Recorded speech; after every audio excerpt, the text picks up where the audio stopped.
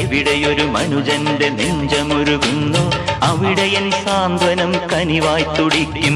എവിടെയൊരു മത്യന്റെ ഗാനമുയരുന്നു അവിടെ എൻ ഹൃദയമൊരു ശ്രുതിയായി ലയിക്കും. ഒന്നാണു നാദം രാഗങ്ങൾ ജന്യം, ഒന്നാണു സൂര്യൻ പലതു പ്രതിബിംബം. എന്നാത്മതത്വം തിരയുന്നിതങ്ങും ആ സൂര്യനാളത്തിനാനന്ദ സുപ്തം.